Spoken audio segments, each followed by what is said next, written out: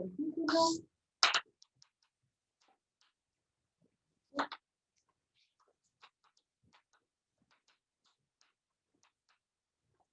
Y ya digo, voy a comenzar con una breve introducción.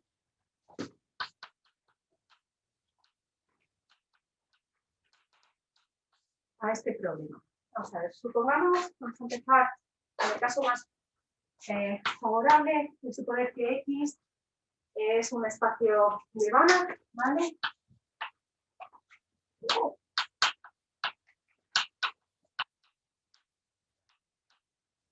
Es decir, un espacio normado para el cual la norma es completa, ¿no?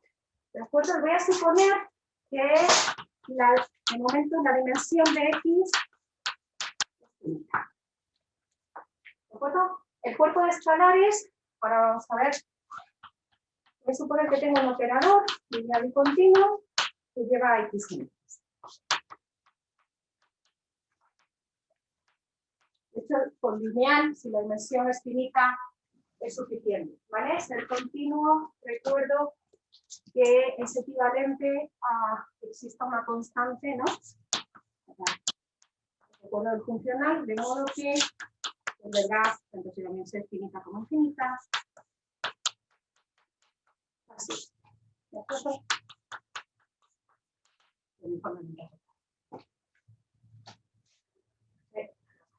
Bien, entonces, bueno, la pregunta que yo me hago, esta es la cuestión, o la pregunta que hacemos es, ¿existen subespacios cerrados e invariantes no triviales para T?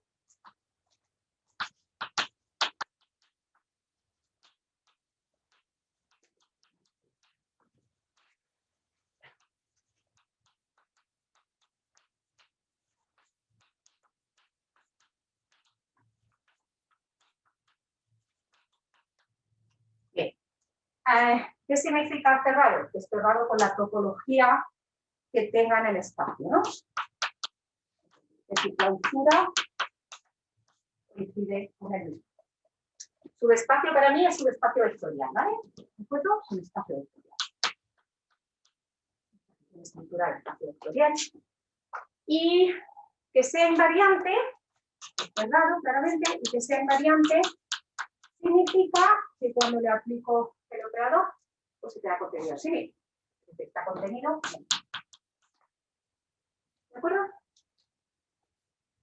Y no triviales. Bueno, si he impuesto que el operador es una aplicación lineal, hay dos que son automáticamente inmediatos, ¿no? Que es, como ya estaba pensando, el 0, ¿no? El total.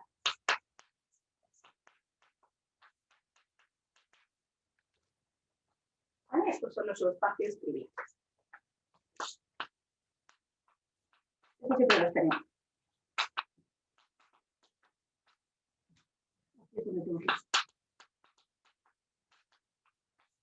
Invariantes. Entonces, ¿qué ocurre si la dimensión es finita? ¿Qué creéis que pasa? A ver, un espacio de Banach de dimensión finita. Todo el mundo puede tener en la cabeza que Rn, R2.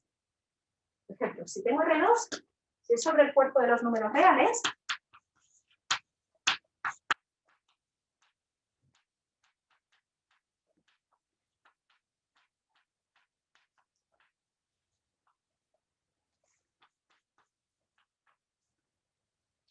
pues si tengo dimensión, si n es 2, la dimensión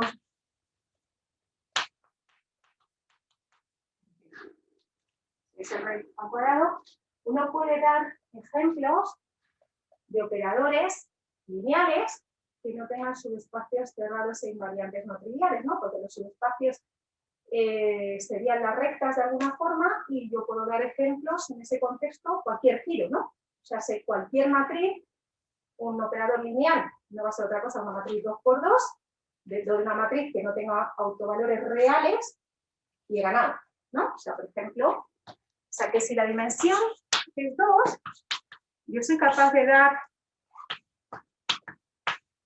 este tipo de operadores, ¿vale? ¿De acuerdo? Es un giro. los autovalores no son reales, no tienen subespacios cerrados e invariantes motrices. ¿Sí?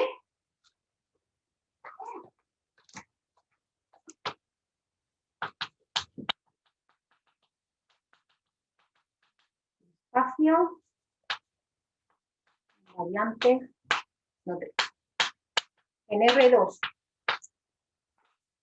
Pero esto no lo puedo hacer si la dimensión es estrictamente mayor que 2, ¿no? Porque si tengo un polinomio, cuando calculo los autovalores, voy a tener un polinomio de grado n, ¿no? Una matriz característica. Interrumpirme si hay algo donde tengo que hacer empatía o lo que sea, ¿vale? Esto es álgebra lineal, o sea, de momento no estoy haciendo nada del otro mundo. Si la dimensión es estrictamente mayor que 2, pero finita, siempre voy a tener algún autovalor, ¿de acuerdo? De hecho, si la dimensión es 3, voy a tener algún autovalor real. Si la dimensión es 4, puedo tener autovalores complejos, pero los voy combinando de 2 en 2. O sea, moraleja. Si la dimensión es estrictamente mayor que 2, siempre tengo subespacios invariantes sobre el cuerpo de los números.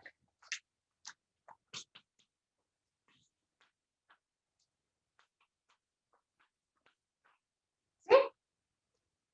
¿Esto se entiende? ¿Vale? Si es 3, voy a tener un autovalor real, con lo cual, y además voy a tener un autovalor complejo y su conjugar, ¿no? Porque siempre van de la manita cuando resuelvo las ecuaciones polinómicas. ¿De acuerdo? Con lo cual, en ese sentido, si el espacio de Banach está sobre el cuerpo de los números reales, tener o no tener casi depende, en dimensión finita, casi depende de cómo sea la dimensión. ¿De acuerdo? Y si el cuerpo es sobre el cuerpo, o sea, si el cuerpo de escalares es los números complejos, que es lo que yo me voy a centrar,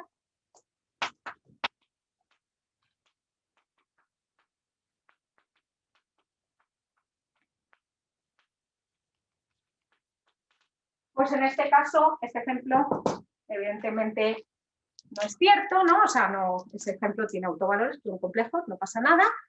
Y en este caso, en el caso en el que la dimensión es finita,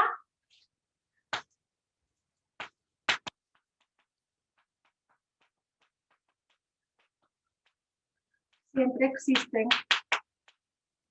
subespacios cerrados e invariantes no triviales.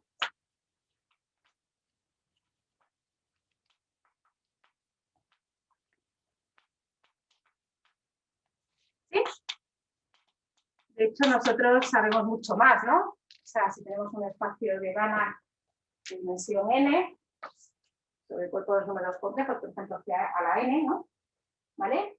Cualquier operador lineal es una matriz, y además sabemos que el teorema de la descomposición de la forma canónica de Jordan me permite ver esa matriz a través de la descomposición del espacio con sus subespacios invariantes, ¿no? Porque el núcleo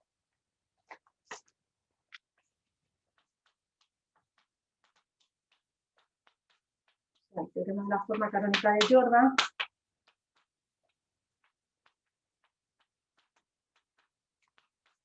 de hecho me permite, que es un poco uno de los objetivos entender el operador T, ¿no? Un operador lineal, una matriz, vamos. Yo lo pongo así, que se identifica con una matriz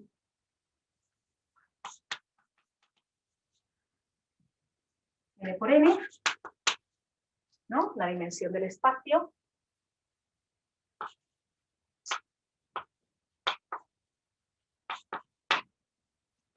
Nos permite entender T a través de sus subespacios invariantes, ¿no? Porque lo que realmente me dice es lo que hacíamos en la asignatura de álgebra lineal en el grado, ¿no? Es lo que realmente me dice es que el espacio admite una descomposición, ¿no? Que son los núcleos de T menos lambda I, y cada uno de esos núcleos son invariantes por el operador. ¿De acuerdo? ¿Queda claro? Cada elemento de ese núcleo el núcleo siempre es un subespacio cerrado y es invariante por el operador. Y de hecho, de alguna forma simplifica la visión del operador. O sea, si yo tengo la descomposición, si os acordáis de álgebra lineal, la matriz podría ser muy complicada, pero cuando hacía la forma canónica de Jordan, me salía una matriz diagonal por bloques, que era mucho más simple de manejar, donde cada bloque respondía a cómo actuaba el operador, cómo actuaba la matriz, en cada uno de los subespacios correspondientes asociados. ¿De acuerdo? ¿Hasta aquí? ¿Todo el mundo conmigo? Bien. O sea que realmente en dimensión finita, la película depende fuertemente del cuerpo de escalares, ¿no? La dimensión es 2, y no depende realmente del cuerpo de escalares si la dimensión es mayor que 2 para decir si tengo o no tengo. ¿De acuerdo? ¿Qué ocurre en dimensión infinita? Bien. Ahora nuestro espacio de Banach va a ser un espacio de Banach de dimensión infinita. ¿Vale? Y ahora vuelvo a tener un operador lineal y continuo. Continuo sigue significando lo mismo, lineal está claro, ¿de acuerdo? Y no siempre. Entonces, vamos a preguntar exactamente la misma pregunta. ¿Tiene subespacios cerrados e invariantes no triviales? Entonces aquí resulta que la película, de alguna forma, también depende de la dimensión. La dimensión es infinita, pero hay como dimensiones más grandes que otras, ¿no? Depende de si el espacio es separable o no. Los triviales son exactamente los mismos.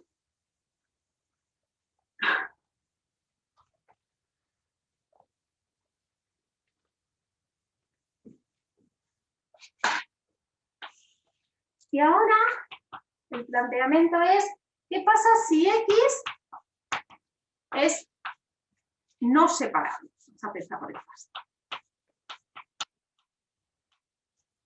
No separable significa que con la norma, bueno, pues no tiene un denso numerable, ¿no? ¿Vale? Entonces, en ese caso, la respuesta es que sí, que siempre tiene su espacio cerrado e invariante no trivial, todo operador. ¿Veis? Proposición. Todo operador, lineal y continuo. Vamos a empezar a reducir la ecuación. Para mí va a ser L de X, lineal y continuo. Tiene su espacio cerrado e invariante no trivial. El argumento es un argumento casi de dimensión, en el siguiente sentido. ¿Cuál es la demostración de esto? Bueno, pues la demostración es que si yo tomo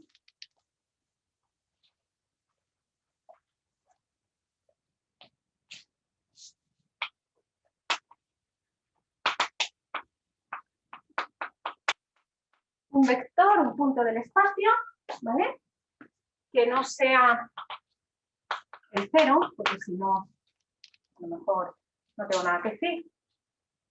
Lo que vamos a considerar es la órbita del vector. La órbita del vector, la órbita de ese punto, es cómo yo aplico t a ese punto. Por cierto, para mí t a la 0 es la identidad, el operador identidad. ¿Vale? ¿De acuerdo? Vamos a considerar la órbita y lo que voy a hacer es considerar el subespacio generado por la órbita. Eso usualmente se denomina el span.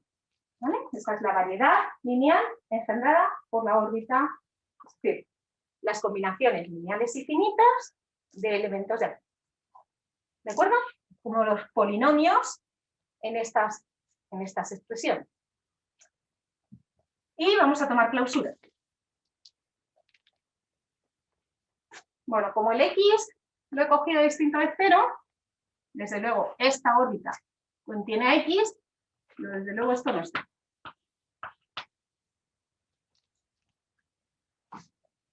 ¿Vale? Y tampoco es todo el espacio. ¿Alguien me sabe decir por qué?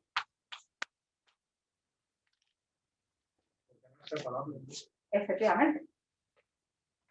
Este espacio, el X mío, estoy suponiendo que no es separable. Luego no puede admitir un denso numerable. Sin embargo, este de aquí, estas son combinaciones lineales finitas, ¿no? Si la variedad lineal engendrada por una colección numerable. ¿Sí o no? Luego, cuando yo hago la clausura, este espacio es separable. Sea lo que sea, me da igual, es separable. Luego, nunca puede ser igual que el espacio total. ¿Queda claro? Bien. Y me diréis, vale, perfecto. ¿Y este por qué es invariante? Que es cerrado está claro, porque he tomado la clausura. ¿Y por qué es invariante bajo T? Bueno, T es lineal y T es continuo, ¿no? Como es continuo, pasa. Como T es continuo, pasa dentro de la clausura, ¿no? Y como es lineal, pasa dentro de del span, ¿no? Porque es la variedad lineal engendrada total, que me quedarían como el span generado por Tn más 1 de X. O sea, esto está contenido, desde luego, en el mismo, ¿no?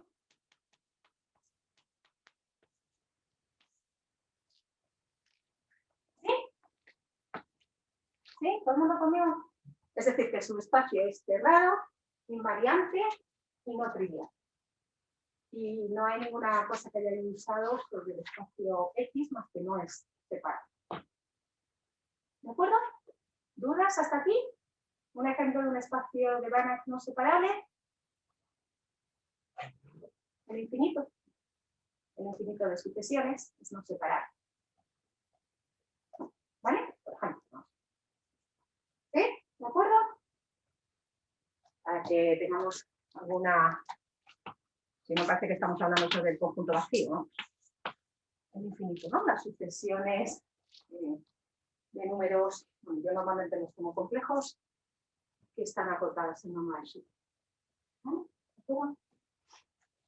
Bien, entonces, ¿qué caso me queda? He cogido, me queda el caso en que sea separado.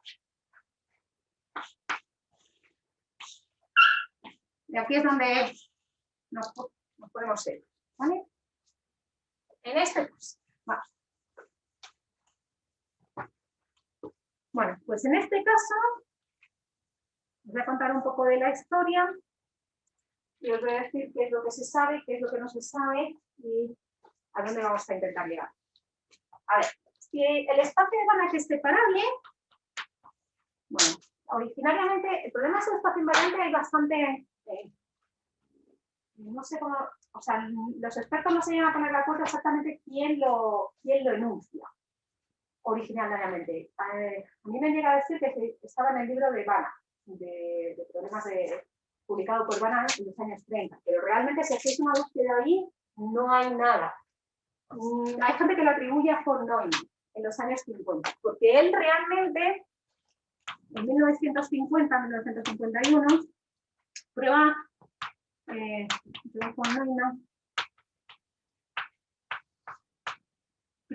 un resultado bastante sorprendente, que es que si el operador no lo publica, si T lo prueba en espacios de Hilbert, de H en H es compacto,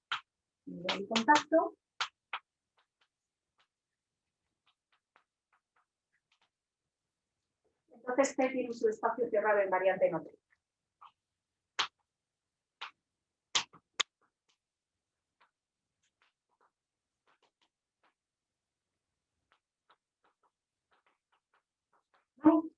¿De acuerdo? H espacio de Hilbert sobre el cuerpo de los números complejos, que es donde nos vamos a centrar. O sea, nuestro cuerpo base va a ser el cuerpo de los números complejos. Eso sí,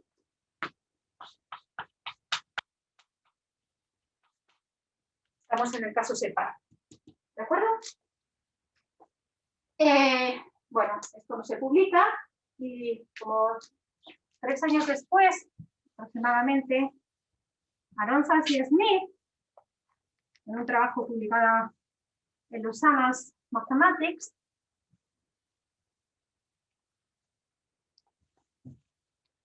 en 1954. Una pregunta. Sí. El teorema que acabas de anunciar es que tiene un subespacio invariante. No trivial, cerrado e invariante no trivial. Cerrado también. Sí, siempre. Yo voy a suponer que el subespacio siempre es cerrado. Lo he puesto El subespacio para mí es cerrado, pero vamos, si no, cerrado. Vale. Siempre, ¿vale? Aronson y Smith. ¿Sí? Prueban que si T es un operador lineal y continuo en un espacio de Banach, ¿vale? Separable. Es mi caso, ¿de acuerdo? Ya he quitado los de dimensión finita, separable de dimensión infinita, claro, y los no separables, ¿de acuerdo? Sobre el cuerpo algo menos complejo.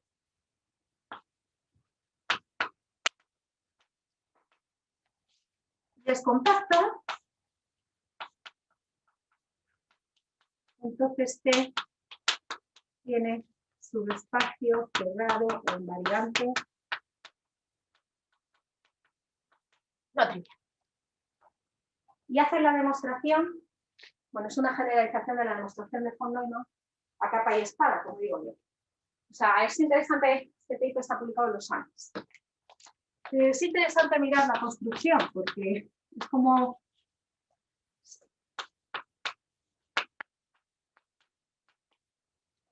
como remitirse a los anales de la historia, ¿no? O sea, uno ve cómo están las primeras ideas formando ahí parte del juego, ¿no? Y lo que hacen Aronson y Smith es decir, bueno, yo quiero probar que hay un cierto tipo de operadores, por cierto, yo estoy aquí hablando de operadores compactos, todo el mundo sabe lo que es un operador compacto en un espacio de Banach, es un operador de modo que lleva la bola unidad en un conjunto cuya clausura es compacta. O sea, la imagen de la bola unidad es relativamente compacta. ¿De acuerdo? ¿Vale? Entonces, ¿qué hace el operador? ¿O qué es lo que prueban ellos, mejor dicho? Para probar este resultado, yo digo, es interesante irse a... Lo que hacen es decir, bueno, yo me voy a dimensión finita. Esto que hemos hecho aquí, pues sobre los números complejos. Y voy a ir haciendo truncamientos del operador. ¿Vale? En cada dimensión finita somos capaces de encontrar un subespacio invariante, porque tengo la finitud de la dimensión. Y construyo un subespacio invariante para cada una de las dimensiones, o sea que tengo una colección de subespacios invariantes para cada dimensión, que va creciendo con la dimensión. ¿De acuerdo?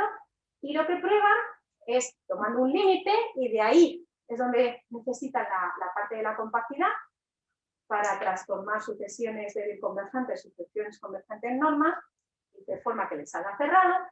Lo que prueban es que pasando a un límite son capaces de construir un subespacio cerrado invariante en otro. Esa es un poco la técnica que hay detrás de la acción. ¿De acuerdo? En el caso del trabajo de Alonso. Bien. No, ¿estas Sí. dos temas son sobre T, sobre R o sobre ambos? Son sobre ambos realmente. Yo me voy a centrar sobre C. ¿De acuerdo? O sea, a partir de ahora todo lo que diga va a ser sobre el cuerpo de los números complejos. ¿Vale? Porque es realmente, o sea, donde uno tiene la versatilidad. Claro, en dimensión finita siempre puedo resolver el polinomio característico. ¿Vale? Si hay problemas sobre problemas, el problema de subespacio invariante se puede plantear sobre el cuerpo de los números reales en dimensión infinita, y hay resultados de Lomonosov sobre la complexificación de esos subespacios invariantes, pero yo no me voy a meter ahí, porque son técnicas mucho más, digamos, que se escapan un poco casi hasta de la intuición realmente. ¿De acuerdo? Es un poco lo que pasa entre la dimensión 2 y la dimensión 3, es que en 2 no tengo, pues porque el cuerpo con el que estoy trabajando es muy malo, de alguna forma. ¿Vale? ¿De acuerdo? Esa es un poco la filosofía, vamos, tiene déficit, ¿no? No es un cuerpo en el que yo pueda resolver la ecuación de x cuadrado más 1 igual a 0. Pero vamos, esto en principio funciona porque al final lo que hago es construir sobre subespacios en dimensión finita. ¿Vale? ¿Alguna otra pregunta? ¿Hasta aquí? ¿Todo el mundo? O sea, la hipótesis de compacidad es fortísima, y además es necesaria en el resultado, o sea, en el sentido de que no son capaces de llegar mucho más lejos. De hecho, durante mucho tiempo, el problema, estaban intentando otro tipo de operadores. Y si uno no tiene un operador compacto, lo siguiente que quiere es tener un operador suficientemente bueno, sería polinomialmente compacto. ¿Vale? Polinomialmente compacto es que haya un polinomio en el operador que sea compacto. ¿Vale? Y eso tuvo que esperar bastante tiempo, 12 años, hasta que Bernstein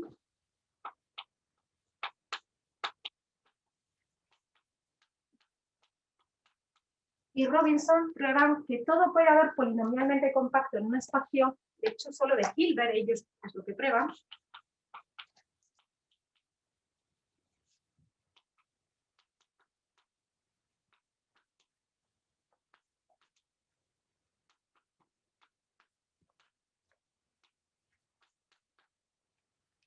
son infinitas, separables en un cuerpo de números complejos, tiene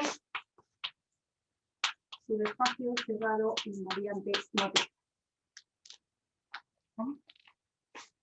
Y para probar eso, usaron análisis no estándar. Análisis no estándar, ¿no sabéis lo que es? Pues digamos que no es necesario usaron, digamos, no son técnicas usuales del análisis matemático con las que estamos habituados, y de hecho no tardó más que un año Halmos en dar una prueba usando análisis funcional del resultado de Bernstein y Robinson.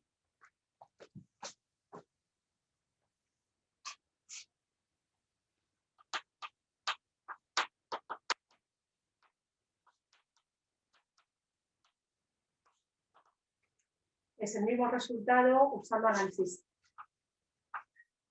funcional, digamos, ¿no? Análisis matemáticos.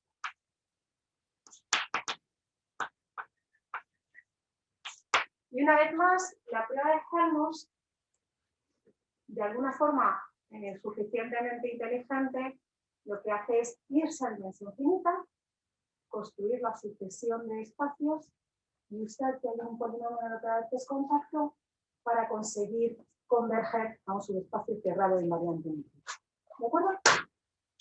Muy bien. Por curiosidad, ¿qué es el análisis no estándar?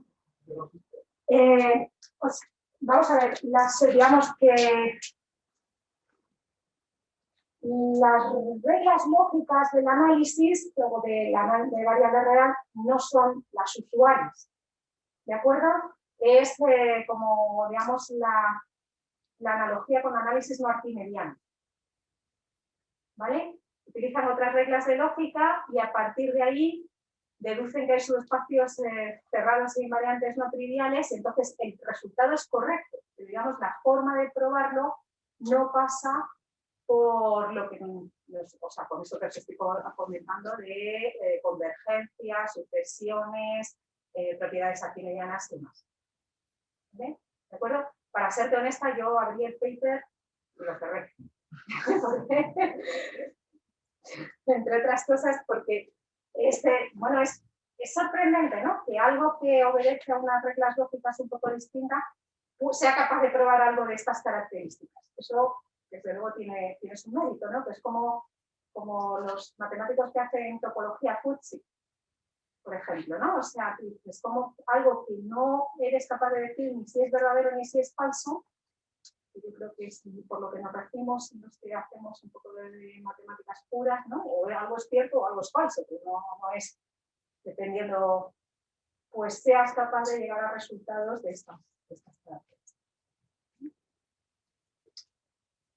No sé si eso te ha respondido a la pregunta, pero es todo lo que yo al menos te puedo decir. Bien. Aquí la cosa se estanca y la gente sigue trabajando además, pero estos resultados, y yo lo voy a probar, o no, pero os voy a dar una prueba. En el año 73,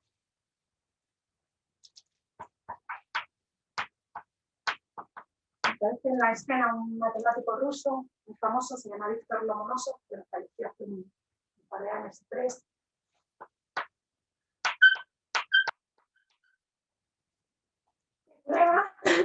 una cosa que incluía todos los resultados que habían estado mirando hasta este momento.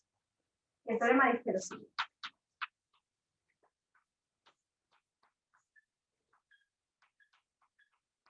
Ya os digo, os voy a dar una prueba, pero no de la prueba original, es muy cortita, de una prueba publicada en Advances in Mathematics de un autor diferente, porque es mucho más visual de alguna manera, pero eso probablemente sea mañana. Vamos a ver, el teorema de Lomonosov afirma lo siguiente. Yo tengo un espacio de Banach, ¿vale?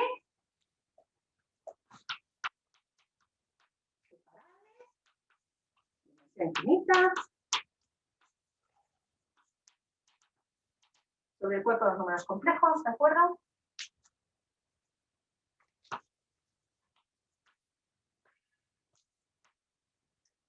Y un operador lineal y continuo en D, ¿vale? Estos son los que he empezado.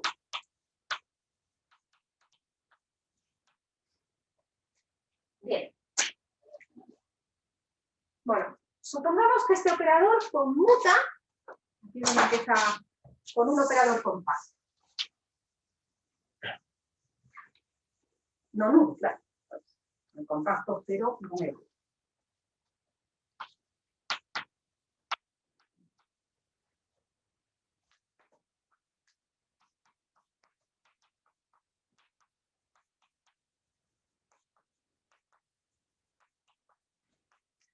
¿Vale? Operador lineal y compacto.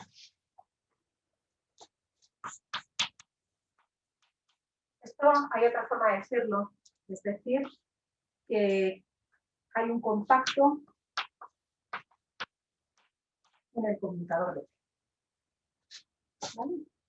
Un conmutador es todos los operadores que conmutan.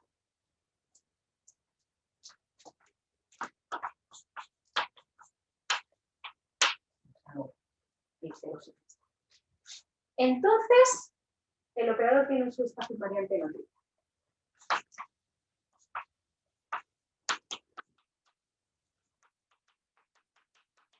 ¿Vale? Bueno, esto, la página de la prueba de Lomonosov dura una página. El paper me parece que tiene 3. La introducción y la... está basada en el teorema del punto fijo de Chow, que no tiene nada que ver con todo lo que se había hecho esta semana. ¿De acuerdo? Y lo que utiliza es una partición y el teorema del punto fijo. Y a partir de ahí deduce que el operador T tiene su espacio cerrado en variante no trivial. O sea, deduce, yo lo que voy a intentar convenceros durante estos días es que las técnicas para intentar abordar este problema pasan casi por cualquier cosa y no tienen nada que ver la una con la otra. Y seguimos en el mismo punto de partida, ¿no? Como canción. Entonces, el teorema de Lomonosov original, utiliza el teorema del punto fijo. De hecho, él prueba mucho más. Prueba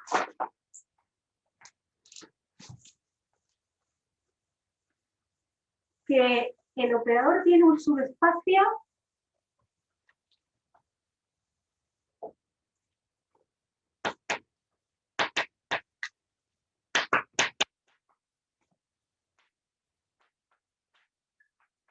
se llama hiperinvariante.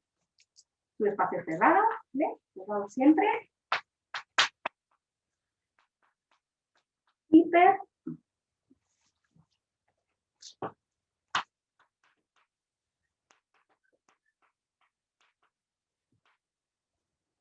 Invariante. ¿Qué significa eso? Esto lo que significa es que existe un M no trivial, un espacio cerrado,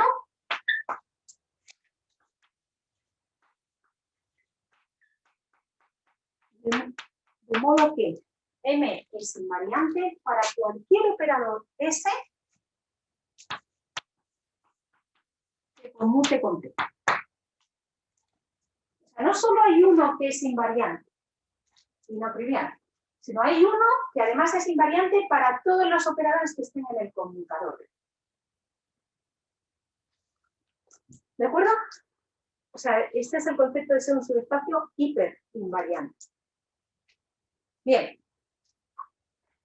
Esto es 1973. La película va por ahí.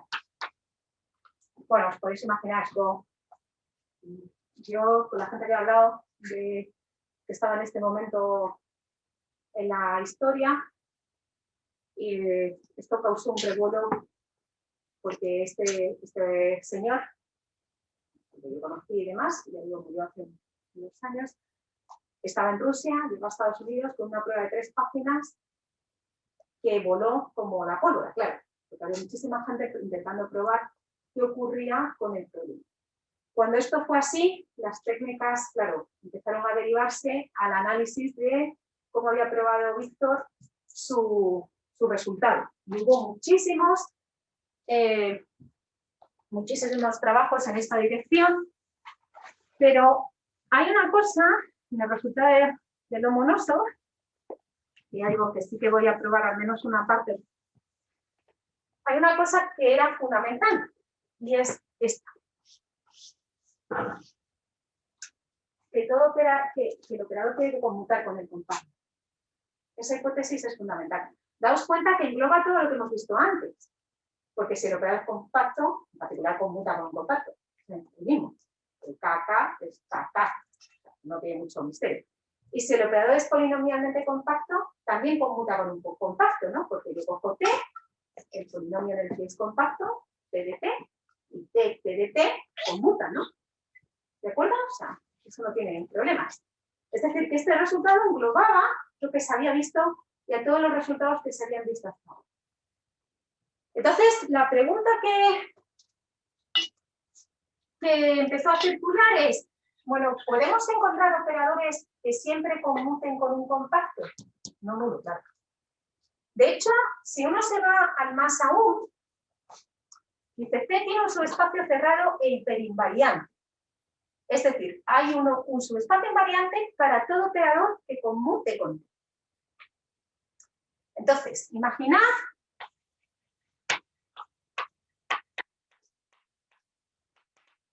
esto lo podéis hacer con matrices, vamos. Imaginad que tenéis un operador T que conmuta, lo voy a poner así, que es como suelen ponerlo los matemáticos, que conmuta con un compacto. No nulo, ¿eh? Y este que no sea la identidad, si no, no he hecho nada, ¿vale? Distinto de T con la identidad, no se escala. ¿Vale? Y ahora resulta que tengo un operador este que conmuta con T. ¿Sí? ¿Todo el mundo me sigue? ¿Hasta aquí? Entonces, ¿qué ocurre? Yo tengo mi operador, tengo este operador y ahora este tiene un subespacio invariante. Eso es lo que me está diciendo esta condición. ¿No? O sea, que si tengo un operador que conmuta con uno que no sea escalar, que conmuta con un compacto, de lo que he partido, tiene un subespacio invariante no trivial. Bueno, la pregunta está clara. ¿Puedo encontrar cualquier operador? ¿Hay algo compacto? Esto matemáticamente se dice, cualquier operador tiene un compacto no nulo en el biconmutador. ¿Vale? Es decir, dado un operador, siempre puedo encontrar un compacto no nulo que conmute, que haga esta relación. Y si eso fuese así, el problema lo tendríamos resuelto. Entonces, ese operador del T partido tendría sus espacios cerrados e invariantes, ¿no? Por el teorema de Lomonosov. La pregunta es si todo operador satisface la hipótesis del teorema de Lomonosov de alguna forma. Y la respuesta, que también la voy a comentar en una de las sesiones, utiliza espacios de Dirichlet compresos, que está dedicado a Daniel. Antes de que la respuesta... Lo escribo así. La pregunta es, ¿todo operador satisface las hipótesis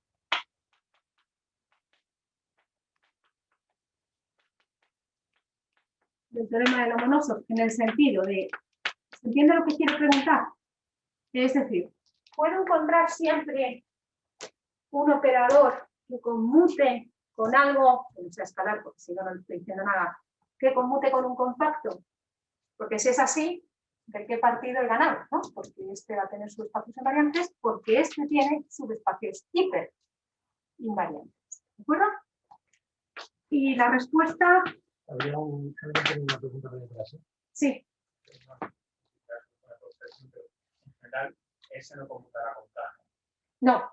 Si P fuese biyectivo, aquí podríamos... No, de hecho, bueno, ahora voy a hacer varias observaciones al respecto, pero no, ni siquiera, yo puedo suponer desde el principio, ahora lo digo, pero puedo suponer, ahora cuando empiezo a hacer reducciones sobre el problema y de lo que voy a estudiar y tal, puedo suponer que T, el operador del que partes, es inyectivo y tiene rango denso, porque si no es inyectivo, el núcleo es un subespacio cerrado invariante no trivial, y si no tiene rango denso, la clausura del rango también es un subespacio cerrado invariante no trivial. O sea que yo puedo suponer desde el principio que el operador que parto es inyectivo y tiene rango denso. Es casi lo que me estás preguntando. ¿Vale? ¿De acuerdo? No, de aquí no se deduce necesariamente, vamos, de hecho no lo implica, aquí sí como te contar. ¿De acuerdo? Sí que deduce una cierta estructura para eso. ¿Vale? ¿Más preguntas? ¿Hasta aquí? Bien. Entonces, el teorema es de Hadwin.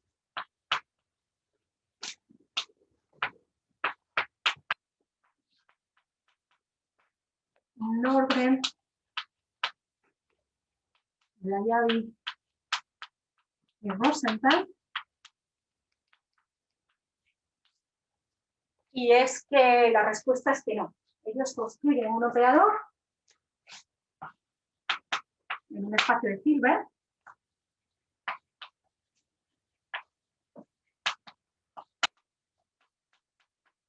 lineal y continuo, ¿vale?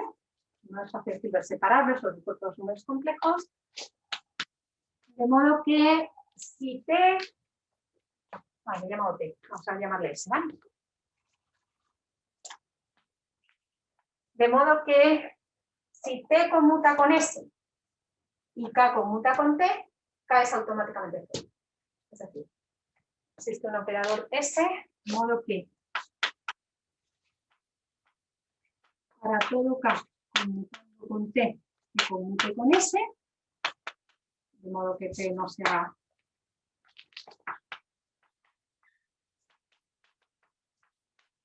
una constante con la identidad y K compacto no nulo.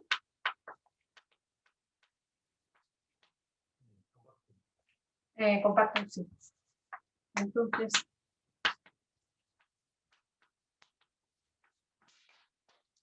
se va automáticamente. De hecho, ese es un operador de desplazamiento con pesos, pero lo vamos a probar usando espacios de Dirichlet con peso, ya lo veréis. Es una prueba muy en la línea de cómo va a ir el teorema de Grassi. Vamos. Bien.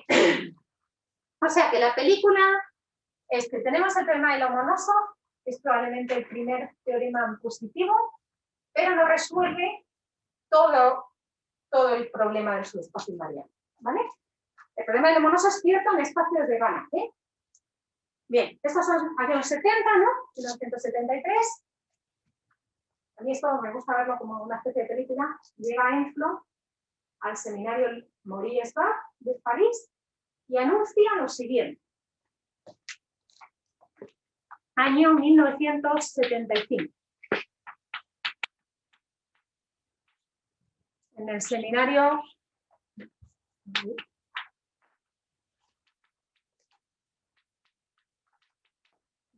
en París. Afirma haber probado que existe un espacio de Banach separado. Vamos a poner una B así. Y un operador lineal y continuo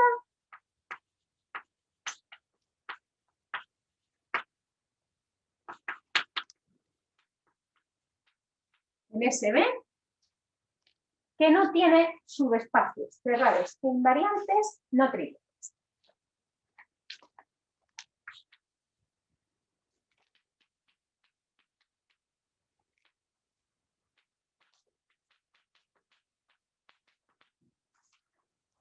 O sea, no los tiene. Los únicos subespacios que tiene son el 0 y el 1. Bueno, el trabajo de Enflow tiene más de 100 páginas. Tardó, entonces está publicado en el año 1987, casi 12 años en ser verificado. Bueno, ya Enflow venía de ser famoso, entre otras cosas, porque había resuelto ya varios problemas abiertos, ¿no?, en el libro del Scottish Book, ¿vale? Recibiendo un premio de Mazur, otros sobre la aproximación de operadores compactos de rango finito, vamos a ver lo que se llama, es un teorema de aproximación en espacios de Banach, y llega y propone que ha resuelto el problema en el contexto de espacios de Banach construyendo un contraejemplo. Os podéis imaginar, bueno, esto fue todo un... o sea, se formó todo un revuelo de alguna manera. Ya digo, el trabajo tiene más de 100 páginas y está publicado finalmente en el año, no recuerdo mal, 1987, en Acta Matemática. ¿Vale? ¿Y qué hace Enflow para construir este operador? No os lo voy a, o sea, lo puedo contar porque lo conozco y he trabajado, pero no lo vamos a hacer en este curso, no es el objetivo del curso en absoluto. Lo que hace Enflow es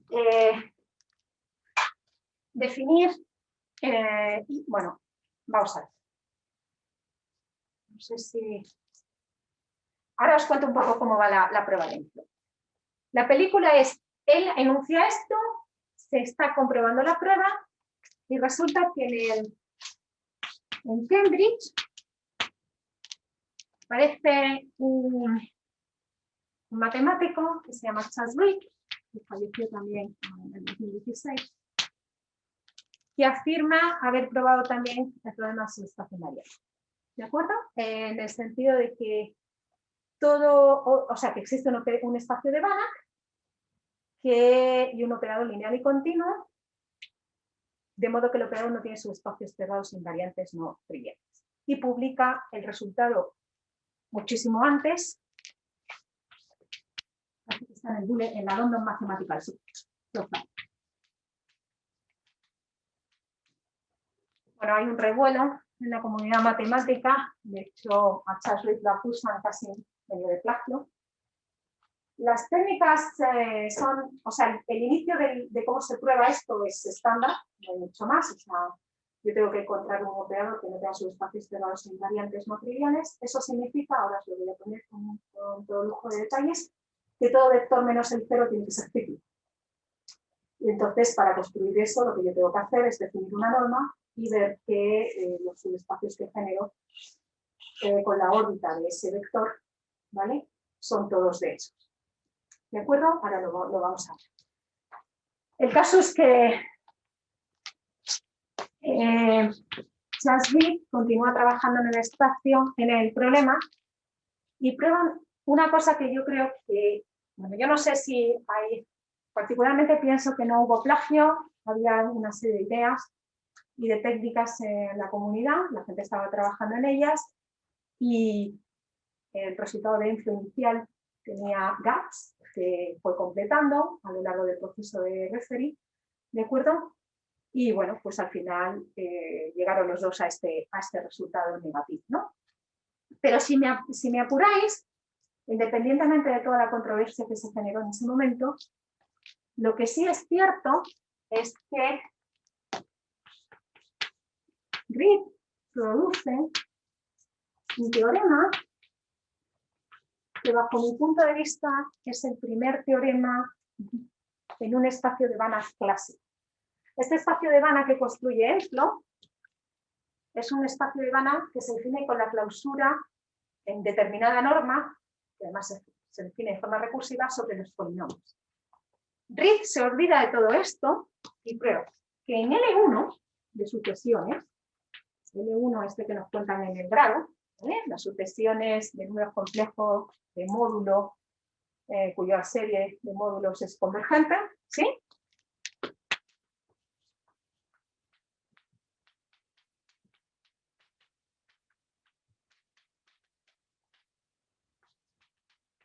En L1 existe un operador, que no es más que un operador de desplazamiento, una perturbación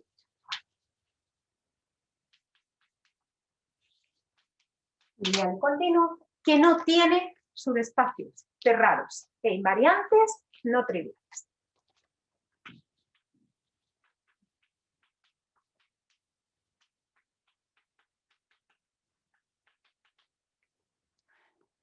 ¿Vale? Y construye el operador. No es fácil, pero tampoco es una... De hecho, matricialmente, porque en L1 tenemos la base canónica, ese operador se puede ver como una matriz, ¿eh? Y es una matriz donde esencialmente hay muchos pelos, ¿vale? Es un operador casi, no es diagonal, evidentemente, pero es una perturbación de un operador de desplazamiento. Bien.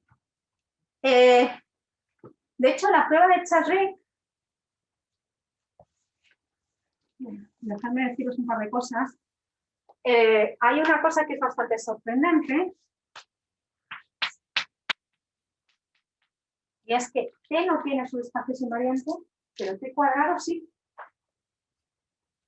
Y esto suena como a resolver, alguien que me preguntaba antes, como resolver x cuadrado más 1, ¿no? O sea, lo que pasa es que de una forma completamente distinta.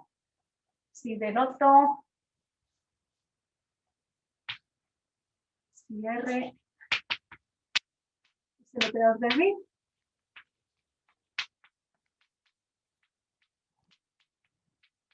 R al cuadrado tiene subespacios cerrados e invariantes no triviales.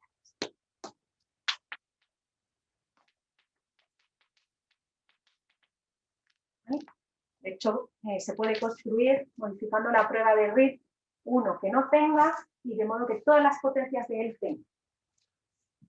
¿El cuadrado es fácil ver que tiene un subespacio? Sí, es fácil ver. Sí, porque se puede calcular a través de la matriz. ¿Vale? ¿De acuerdo? Y bueno, ya digo, se puede construir modificando las técnicas uno que no tenga y de modo que todas las potencias R a la K, o sea, R a la K es aplicar R a veces, vamos, no tiene más. Sí que. ¿De acuerdo? Bien. ¿A dónde iba? O sea, estamos en la película, hemos llegado a Chasrick.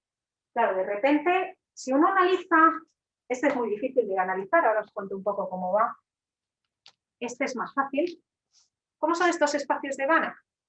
Si habéis cursado una asignatura de análisis funcional en el grado, estos espacios de Banach, os lo creéis porque lo digo yo, seguro que lo sabéis, son no reflexivos. ¿Qué era reflexivo? ¿Os acordáis de esto? ¿Qué le pasaba? ¿Qué es un espacio de Banach reflexivo? El isomorfismo de la isometría canónica en su doble dual es el vacío. Exacto. O en otras palabras, que su bidual coincide con el mismo. ¿No? O sea, si yo hago el dual, como dos veces, vuelvo al espacio de algún, o sea, porque la identificación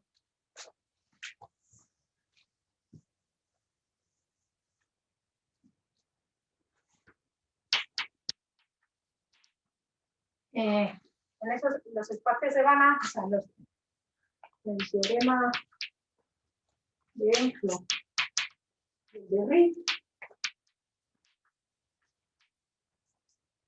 los espacios de Banach son no reflexivos, ¿no? Uno está claro, que es el L1, y el otro lo creéis, porque no lo vamos a construir aquí, pero vamos.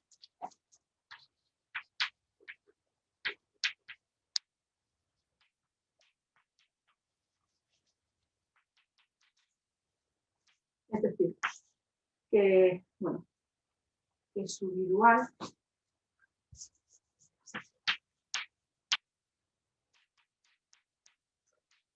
es distinto, o no se identifica. ¿Vale? ¿De acuerdo? De hecho, Chasrick no solo hace una construcción en L1, hace una construcción posteriormente, bueno, sigue trabajando, en C0, en el espacio de las sucesiones que son convergentes a C. Un espacio de Banach, también dotado con la norma, dotado con la norma infinito. Y tampoco es reflexivo, porque el dual, ¿no? El dual de C0 es L1 y el dual de L1 es el infinito. ¿De acuerdo? De hecho, la prueba de Chasby funciona siempre y cuando, usualmente, B se incluye, como bien ha hecho vuestro compañero, en el dual. Y usualmente lo que pasa, esto simplemente a modo de curiosidad,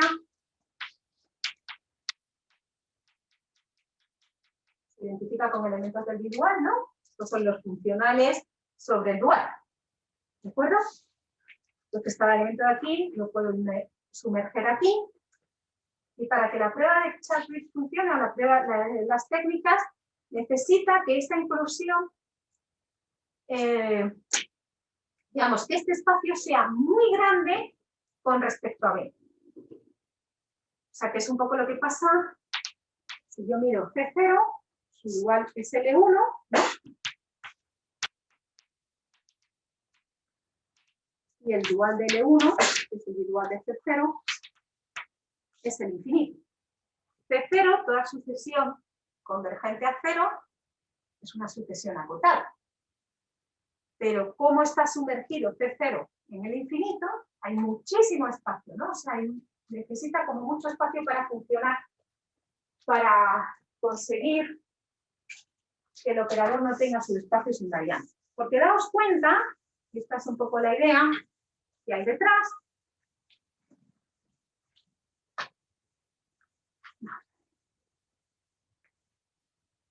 nota. ¿Cómo estáis haciendo? ¿Estáis haciendo un descanso entre...? Cada uno de los profesores de los cursos de la semana pasada ha sido distinto. Venga, pues os digo un poco de esto y hacemos un descansito, ¿os queréis? Y así por lo menos nos refrescamos. Y ya entro dentro de... A ver. ¿Qué significa que no tenga subespacios cerrados e invariantes no triviales? Eso significa que no hay un subespacio que se quede contenido en sí mismo, ¿no? ¿De acuerdo? Y que no sea ni el cero ni el total. Es decir, que si yo cojo un X, que no sea un 1, ¿vale? Pues hago lo mismo que he hecho al principio de la charla. Bueno, me voy a coger la variedad lineal engendrada por S. ¿De acuerdo? Desde luego, la clausura es un subespacio cerrado y es invariante. Si yo quiero que sea trivial, lo que tengo que probar es que sea el X que yo tome, que no sea nulo, esto me tiene que dar todo B. Porque si encuentro uno que no me dé B, ya tengo un subespacio cerrado invariante no trivial, ¿no?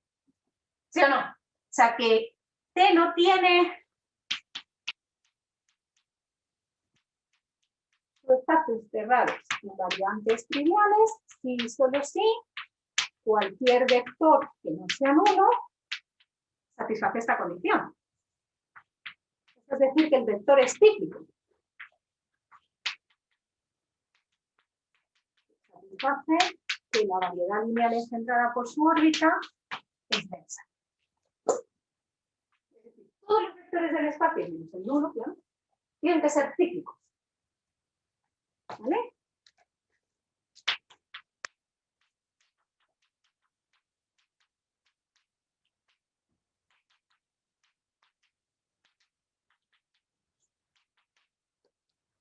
¿De acuerdo? Entonces, si eso es así, lo que hace Perenflo, claro, si tú quieres construir un operador que no, o sea, que todo vector sea cíclico, bueno, pues en particular el vector 1, o sea, hace una identificación con los polinomios. Coge un X y dice, bueno, pues yo voy a llamar a X igual a 1, a T de X igual a Z, a T cuadrado de X igual a Z cuadrado. O sea, como si fuera un polinomio, ¿no? ¿De acuerdo? Hacemos una identificación y lo que yo quiero decir es que o sea, si X es cíclico, es decir, que los polinomios sean densos. ¿Sí o no? Y define una norma asociada a esos polinomios que viene de la norma del espacio de Banach. Esa técnica era algo que estaba en la literatura, o sea, que no hay mucho juego. O sea, si yo identifico X, y ahora vais a ver por qué, y va a ser la segunda parte de la charla, X con 1, C de X con Z, el cuadrado de X con Z cuadrado, y así, decir que la variedad lineal engendrada por esta es densa, es decir, que la variedad lineal engendrada por los polinomios en el correspondiente espacio que yo tenga va a ser denso. ¿De acuerdo? Entonces lo que voy a querer es que todos los elementos sean cíclicos. Y eso es lo que construye y cómo defino la norma para que eso sea cíclico. ¿De acuerdo? Y eso es lo que hace. ¿Qué gana RIP? RIP lo que gana es que la norma la tiene predefinida desde el principio. L1 sabe qué norma es.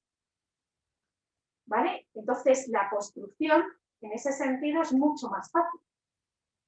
El precio que hay que pagar es que la definición del operador es mucho más complicada. ¿De acuerdo? Pero en eso no me voy a meter porque creo que no es el objetivo del curso. Ya digo, es una construcción bastante sorprendente. Para mi gusto, una de las principales características es esta, ¿no? Que su cuadrado sí que tiene sus espacios cerrados invariantes. ¿Vale? ¿De acuerdo? Bien, pues ahora vamos a hacer un descanso y lo que voy a hacer es contaros. Bueno, una cosa. Y con eso termino. Estos son no reflexivos. Estos que ha construido Enfro y Rick. ¿Qué pasa si es reflexivo? ¿Qué pasa si el bidual coincide, o sea, se identifica con el espacio de Banach? Pues la cuestión está abierta. En particular está abierta en espacios de Hilbert. O sea, el problema, un buen momento para terminar, si B es reflexivo,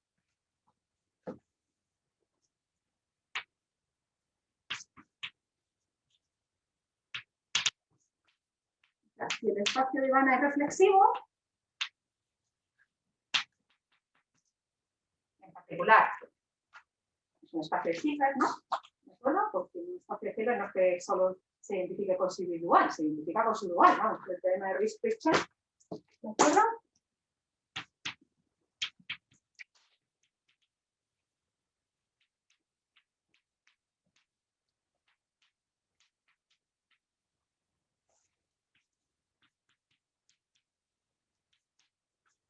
A día de hoy no se sabe si todo operador lineal y continuo tiene un subespacio cerrado invariante. No.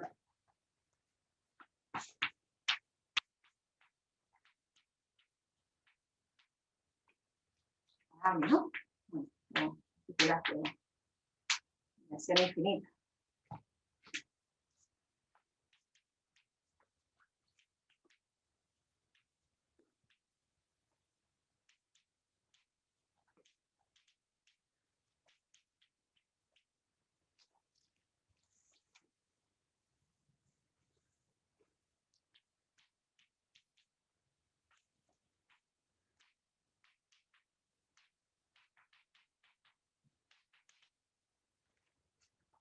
Eso es a lo que se conoce como problema del subespacio invariante. ¿De acuerdo? Nos vamos a centrar, yo os voy a contar esencialmente distintas técnicas en espacios de Hilbert para analizar este tipo de problema y para analizar los subespacios invariantes de operadores. Si el espacio de Banach es reflexivo, evidentemente esas técnicas pues hay que adaptarlas y hay algunas cosas más hechas, pero nos vamos a centrar en Hilbert y con Hilbert ya tenemos para el curso y para el curso. ¿Vale? ¿Dudas hasta aquí? ¿Preguntas? ¿La distinción entre reflexivo y cuasi reflexivo tiene alguna importancia aquí? O... Para ti, cuasi reflexivo, ¿qué es? Bueno, a mí me lo dijeron en mi curso de análisis funcional que reflexivo era cuando la inyección canónica en el bidual es sobreyectiva y cuasi reflexivo cuando es isomorfo subbidual, que a veces no coinciden esas dos ideas. Por ejemplo, que la inyección canónica puede ser no sobreyectiva, pero aún así sigue siendo isomorfo a subbidual. pero con Vale. otro isomorfismo. De acuerdo. No, o sea, el problema se estudia usualmente en el caso en el que se identifica, es decir, aunque no, o sea, hay un isomorfismo entre el bidual y el B. ¿De acuerdo? Si no tienes el isomorfismo, hasta donde yo sé, no se ha estudiado o tampoco, porque probablemente a partir de él lo interesante es saber, date cuenta que lo interesante es saber si tú tienes el subespacio invariante. Esencialmente el problema de la reflexividad es porque los contraejemplos que se conocen es en espacios no reflexivos. De ahí viene.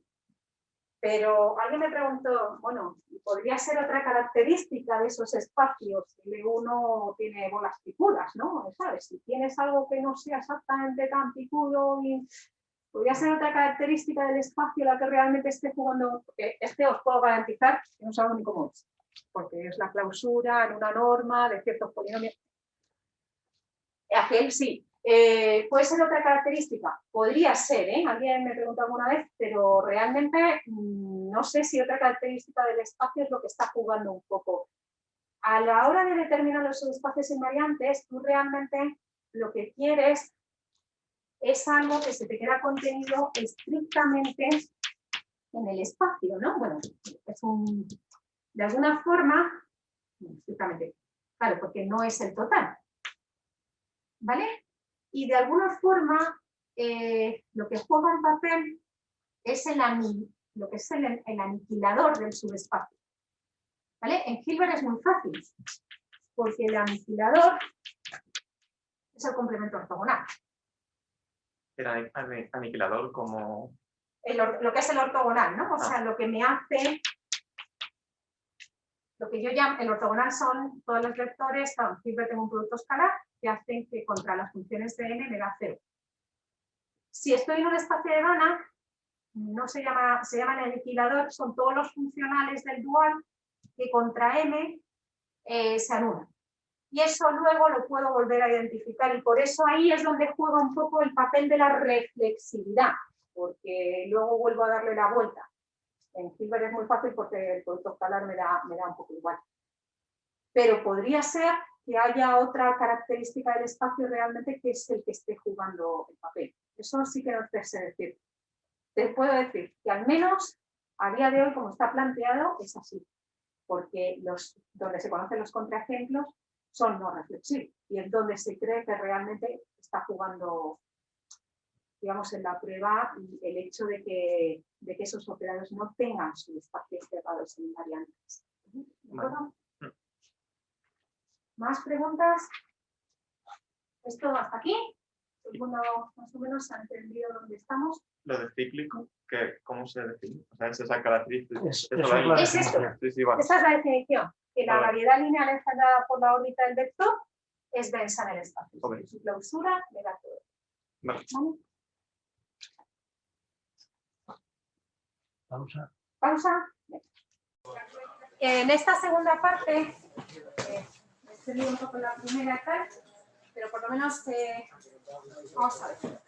Lo que voy a hacer es centrarme, bueno, ya, digamos, sabemos cuál es nuestro problema. Nuestro problema, yo a partir de ahora, salvo que diga lo contrario, H va a ser un espacio de Hilbert separable, ¿vale? Sobre el cuerpo de los números complejos. Se utiliza.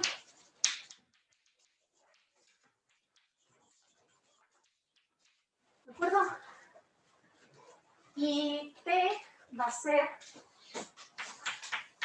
un operador lineal y continuo de H.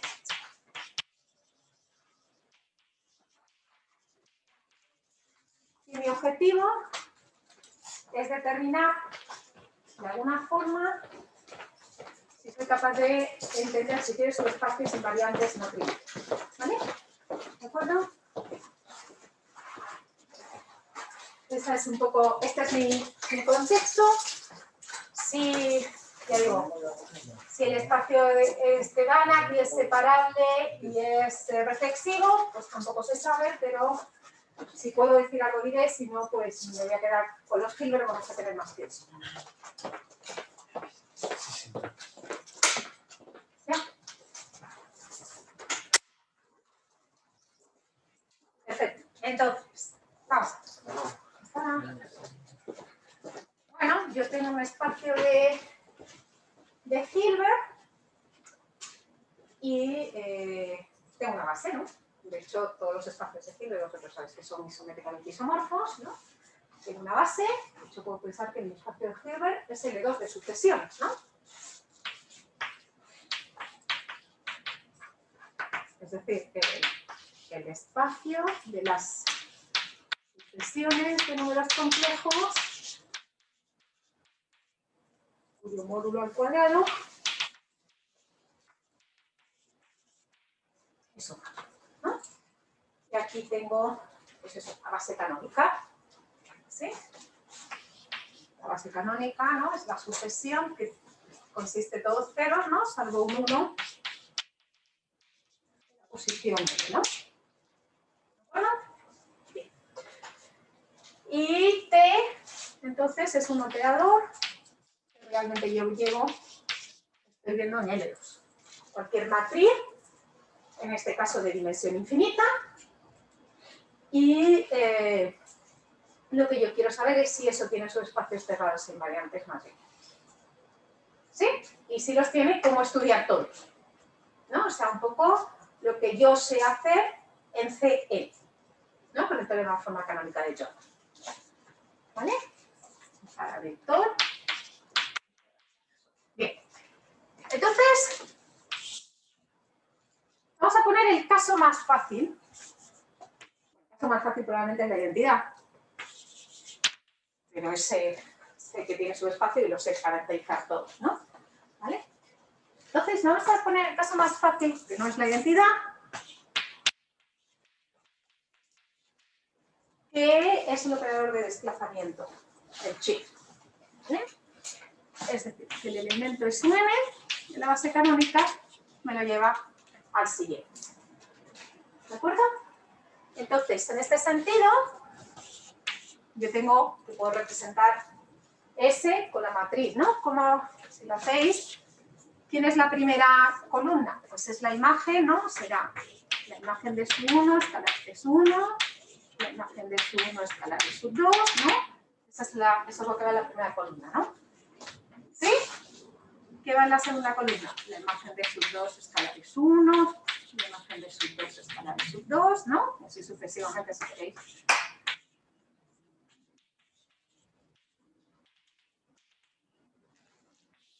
Sería una matriz infinita, ¿no?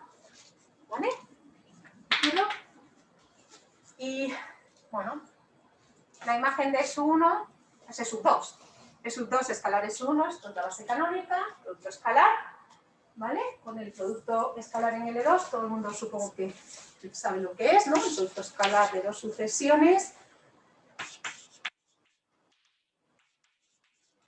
L2 no es otra cosa que el producto a sub n por su n conjugado, ¿no? Una forma sextilineal, ¿de acuerdo?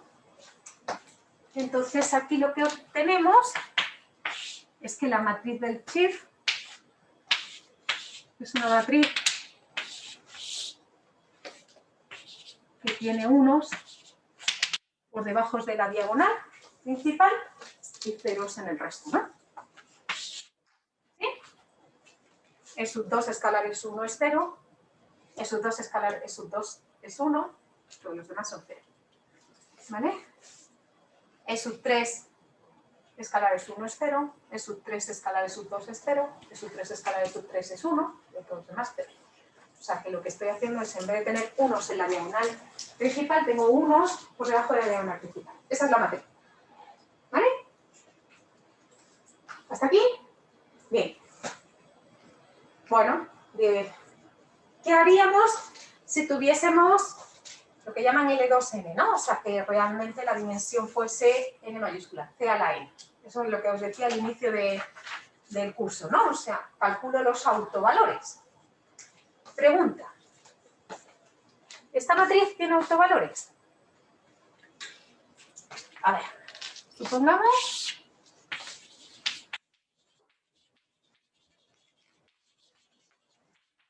Hay un lambda complejo y X, ¿no? Una sucesión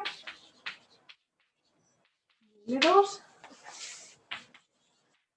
de modo que S de X es lambda X, ¿no? Eso no es lo mismo que decir que es del vector X, ¿no? Si lo expreso con respecto a la base canónica, es lambda veces.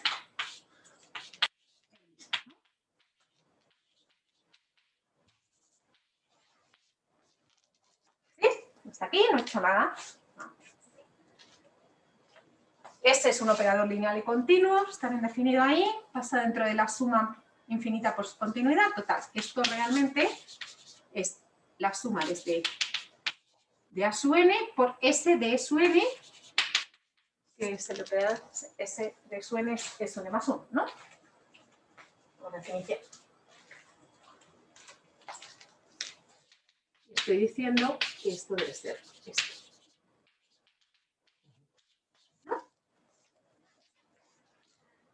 Pero si lo ponemos todos en n, esto es como poner, si no me equivoco, a sub n menos 1 es sub n, ¿no? Y empiezo en n igual a 2, ¿no?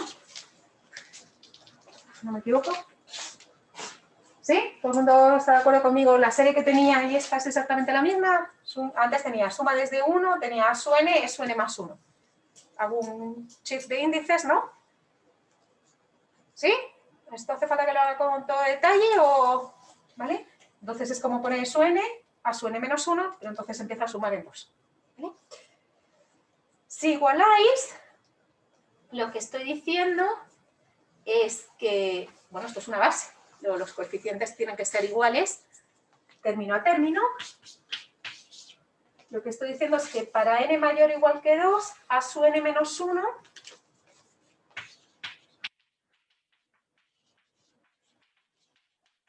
ha de ser eso. Y el que va con el E sub 1 es lambda A sub 1 y ha de ser 0, ¿no? ¿Sí? Igualar término a término, vamos, si no, pues se trata de lo... Vamos, que... Bueno, ¿esto qué significa? Como yo quiero un escalar, en principio que no sea nulo, ¿no? Para que sea un autovector. Luego, si lambda no es 0, A sub 1 tiene que ser 0. Ahí está, ¿no? Pero si A sub 1 es 0, esto es para todos los n mayores o iguales que 2, ¿no? Para n igual a 2 me queda que A sub 1 es 0, luego el A sub 2 también es 0. Pero si el A sub 2 es 0, el A sub 3 también es 0. Total, en definitiva, que si tengo un escalar no nulo y un autovector asociado a él, ese autovector tiene que ser idénticamente la sucesión nula. ¿Vale? ¿De acuerdo? Y si lambda es 0, no hay ningún vector S de X que vaya al 0. Este operador es inyectivo. ¿Vale? Moraleja, ¿qué estoy diciendo? Realmente, lo que estoy diciendo es que este operador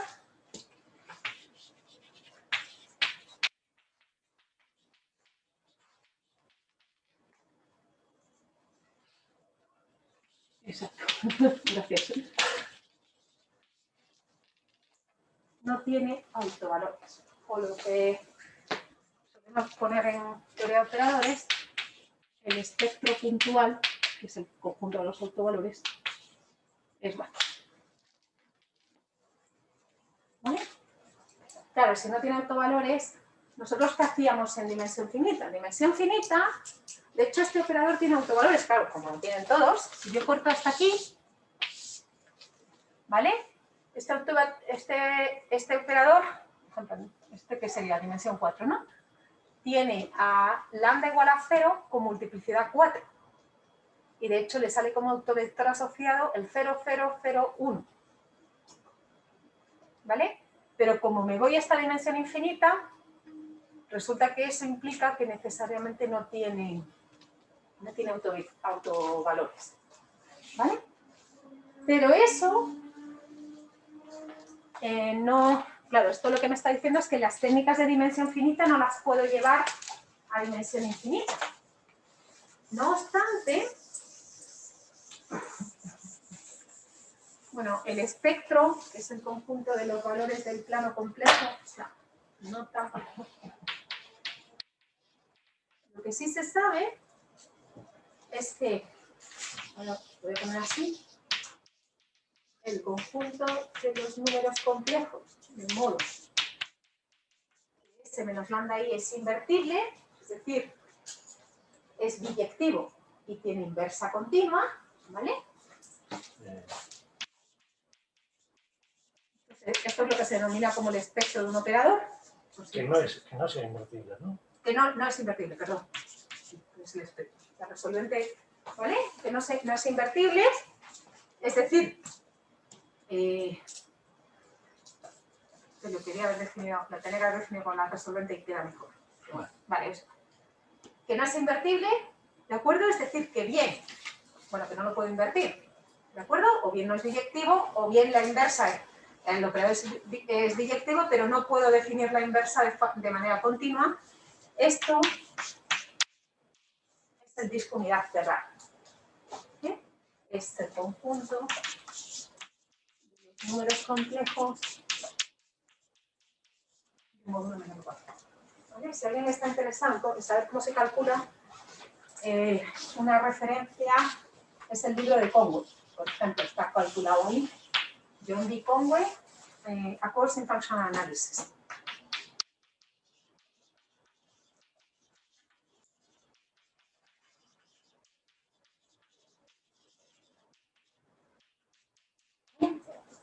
¿De acuerdo? No tiene autovalores, pero bueno, el espectro de un operador siempre es un compacto no vacío del plano. Eso se puede probar. Además se puede probar mucho más. Se puede probar que dado cualquier compacto no vacío del plano, siempre existe un operador lineal y continuo cuyo espectro es ese compacto. O sea, eso no es difícil de probar. Pues este tiene como espectro todo el disco unidad cerrado. Bien. La pregunta es, ¿y cuáles son sus subespacios invariantes? Bueno, está claro, este operador lo que hace es coger un elemento de la base y trasladarlo a una unidad. O sea, si lo miro con sucesiones,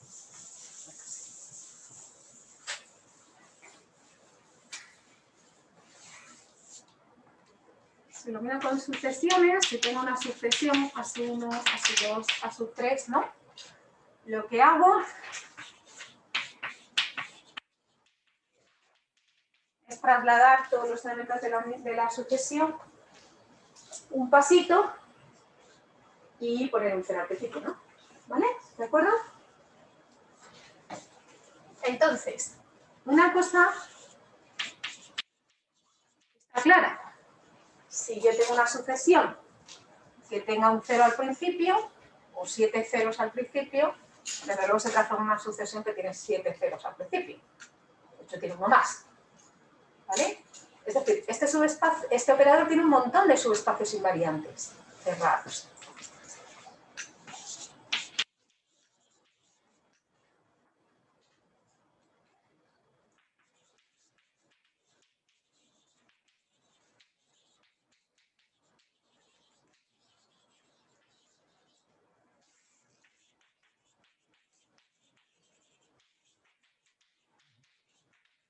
¿No?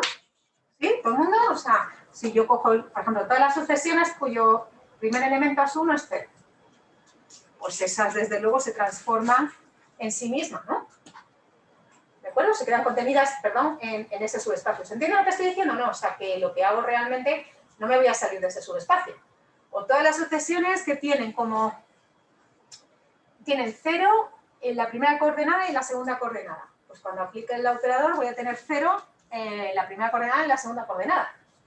De hecho, además en la tercera, pero vamos. ¿De acuerdo? ¿Queda claro? O sea, que realmente este operador tiene infinitos subespacios cerrados e invariantes. La pregunta es, ¿y cuáles son todos? Pues esos son todos. O sea, ¿qué estructura? ¿Cuál es la caracterización?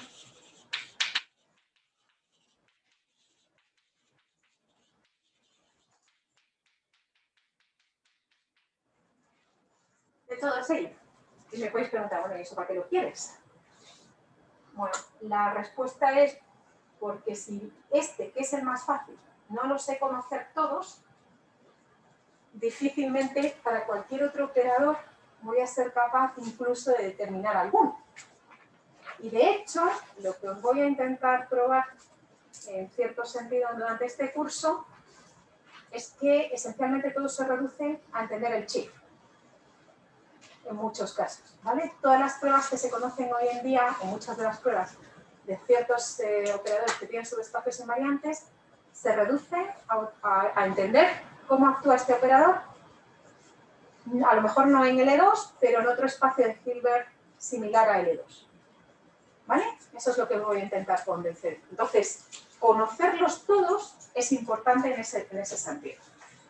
Y ese es un teorema del año 49 que me dice cómo son todos los subespacios invariantes de este operador.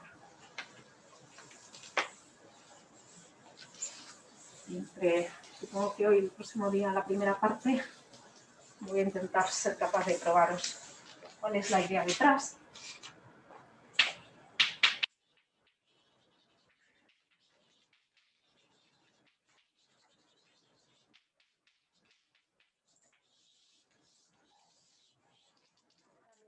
También publicado en acta. ¿Vale? Eso, una vez que es el teorema de Bernoulli. Vamos. O sea, la pregunta es esta. Caracterización de todos los subespacios invariantes del chip actuando en ellos. Y lo que hizo Berlin, realmente yo no sé cómo se le ocurrió, pero lo que hizo un poco Berlin fue lo siguiente. Bueno, vamos a ver. Yo tengo L2. ¿No? Tengo esas sucesiones. Pero yo tengo aquí las sucesiones de cuadrados sumable. Y lo que voy a hacer es identificar a estas sucesiones con una serie de potencias. ¿Vale? ¿De acuerdo? Voy a identificar L2, cada sucesión que yo tenga aquí, con una serie de potencias. Y si queréis que las cosas queden bonitas, pues ahora en vez de que las sucesiones, a mí me gusta que empiecen en 1, porque es donde empiezan los naturales, pero eso realmente importa poco, pueden empezar en 0. Y así la serie de potencias está definida desde n igual a 0. ¿Vale? ¿De acuerdo? Ya digo, esto no es ningún drama, vamos. Bien. Entonces, hacer a su n, lo que hace el chip es pasarlas un puesto hacia adelante, ¿no? Digamos, hacer el desplazamiento. Pues cuando aplico aquí, realmente pasarla un puesto de adelante, es multiplicar, es pasarla un desplazamiento, es como multiplicar por z, ¿no? Eso es lo que he hecho, ¿no? El coeficiente que iba con z, ¿no? Ese sería el A1, pues pasa a ir ahora con z cuadrado, ¿no? Porque ha pasado un puesto hacia adelante. ¿Se entiende lo que estoy diciendo? No, o sea, el A1 o el A2. Este pasa un puesto hacia adelante, pues va con el siguiente módulo. ¿Vale? Es decir, que realmente el chip lo puedo ver como el operador de multiplicación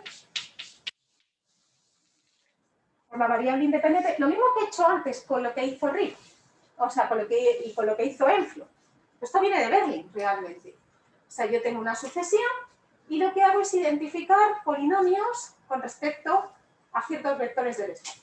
Y eso es un poco lo que hay detrás, ¿vale? Esto se puede ver como transformada Z, que se utiliza enseñar, por ejemplo, como el análogo a transformada de Fourier discreta.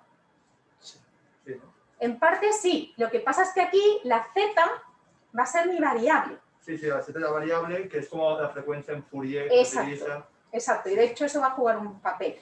Pero la Z aquí va a ser una variable, porque ahora lo que yo voy a hacer es, este multiplicar por Z va a actuar en el espacio de Hilbert funcional que es el espacio de Hardy. La versión H2 son las funciones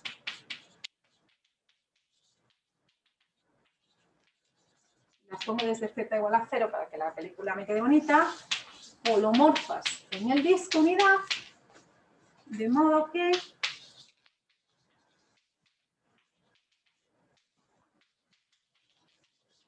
pueda sumar. Esto se llama espacio de Hardy.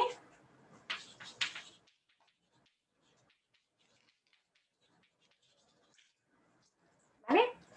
Y realmente lo que me está diciendo este diagrama que os acabo de poner aquí es que ver el operador S actuando sobre el E2 es como ver el operador multiplicar por la variable independiente actuando sobre el espacio de Hardy H2.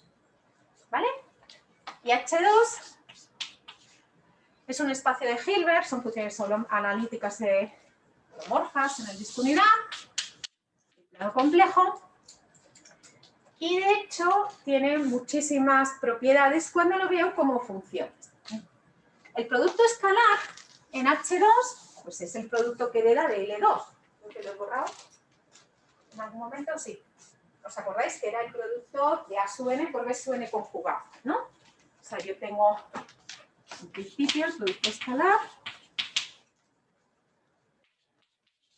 Tengo dos funciones cuyo desarrollo de Taylor es este. Pues es el producto de los coeficientes, ¿no? De unos por los conjugados de los otros.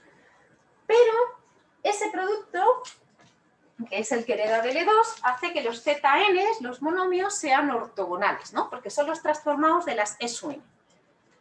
Podéis probar, y es muy fácil, que coincide con el límite radial, cuando R tiende a 1, la integral, vamos a ver los pi y pi,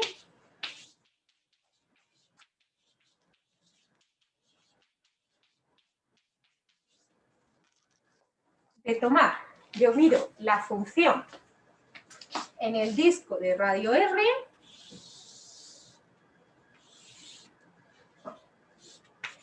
¿vale?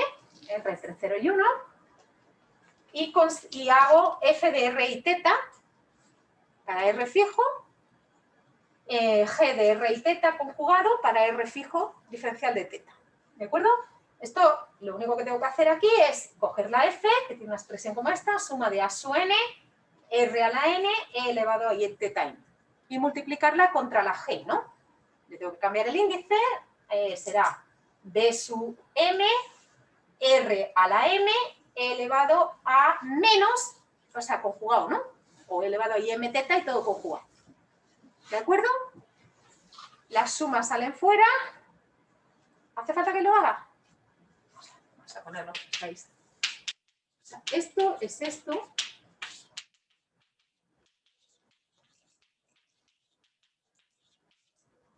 Eso por un lado. Cambio el índice.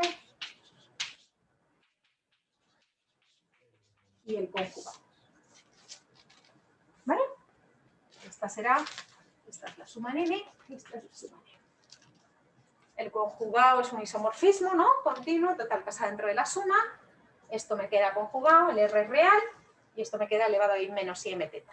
Las sumas salen fuera de la serie, ¿vale? Por linealidad y por continuidad, los A sub n, B sub m conjugado, R elevado a n más m, y me queda un producto, la integral entre menos pi y pi, de elevado a n teta por elevado a menos i m teta, diferencial de teta. Y ese producto, si os acordáis vosotros del grado, si hacéis ese producto, siempre sale 0 si n es distinto de m. Y si no, bueno, pues si no lo he normalizado, pero vamos, si no queda 2pi. ¿De acuerdo? Moraleja, que realmente este producto escalar es lo mismo que este valor, que el límite cuando R tiende a 1. ¿Qué he ganado? He ganado jugar ahora con los valores de las funciones dentro del disco unitario. ¿De acuerdo? De hecho,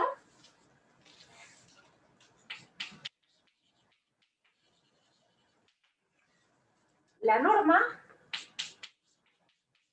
de f al cuadrado, en el espacio de Hardy H2, ¿no? Que sería esta expresión, la suma de sus coeficientes al cuadrado, ¿vale? Coincide, esto es el límite cuando R tiende a 1, sería f por f conjugado, pero f por f conjugado es el módulo de f al cuadrado, y el límite cuando R tiende a 1, y va a poner, coincide con el supremo porque eso es creciente, pero no, vamos a dejar el límite de momento.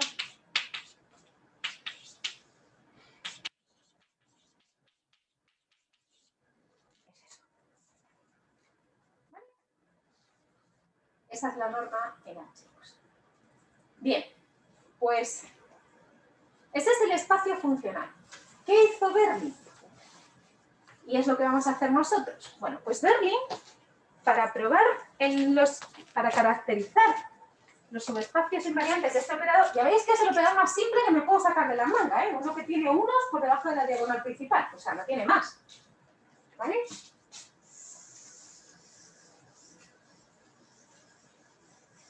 Luego lo siguiente. Vamos a ver.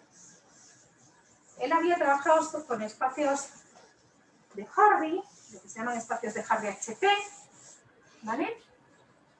Una pregunta, Eva. Sí. ¿Los espacios de Hardy son los mismos espacios de Hardy que se definen con átomos? ¿Quién me está hablando? Perdón. Ah, sí, ¿repites, por favor? ¿Los mismos espacios de Hardy que se definen a partir de una función que se llaman átomos?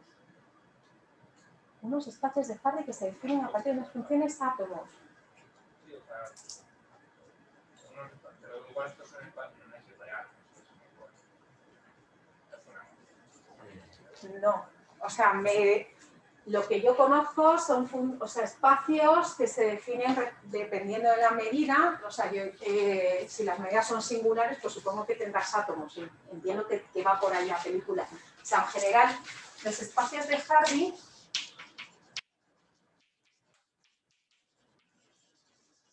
que conocemos, digamos, usuales, son la versión de los espacios de Lebesgue, LP, pero la versión holomorfa, ¿no? Si P está entre 1 y más infinito, pues son los espacios de funciones analíticas en el disco, de modo que lo que tú quieres es que cuando hago la integral entre menos pi y pi, o 0,2 pi, si quieres lo pones normalizado para que te quede bonito luego todo y demás, y lo que hago es mirar el supremo, ¿sí? Es el límite que coincide con el supremo en este caso, a la P. Esto es por definición la norma a la P. Es finita. Lo que hago es mirar que en cada circunferencia de radio R, yo miro la función y le calculo las integrales de Lebesgue de P.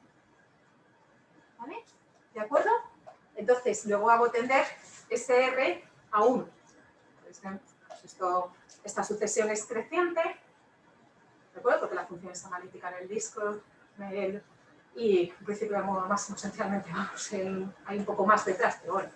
¿De acuerdo? Es creciente, entonces ese pues, es el límite, vamos. Coincide con el supremo entre R entre 0 y 1, y esa es la norma para P.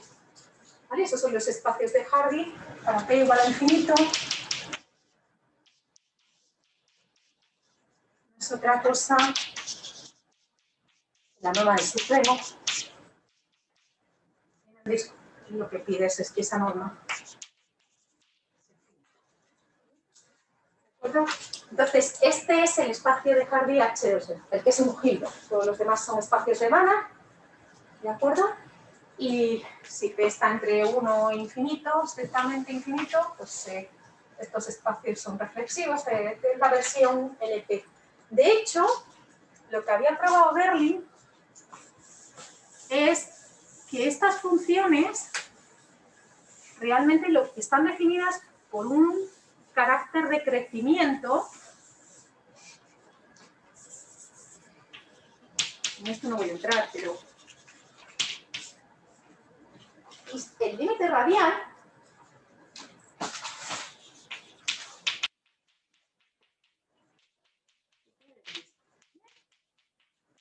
vale, de hecho vale para P, entre P para C entre 0 y 1, ahí he escrito que 0, no son estos son todos espacios de Banach y entre 0 y 1 no lo son porque ya no tengo una norma, tengo una seminorma y este tipo de cosas, pero bueno. Lo que había probado es que si yo tomo el límite radial de la función, es decir, que si yo me acerco a un punto de la frontera de manera radial, ¿vale? Este límite existe en casi todo punto, ¿vale? De hecho, esto es un teorema, se teorema Fatou. Ya está la fecha por aquí, de los años 20.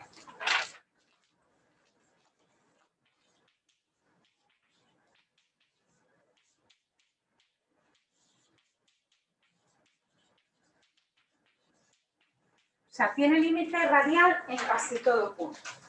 ¿De acuerdo? De hecho, la segunda parte del resultado gordo, vamos, no solo es que tiene límite radial, tiene límite no tangencial. O sea, yo me puedo aproximar a través de un radio o a través de un cono. ¿De acuerdo? Pero además, el límite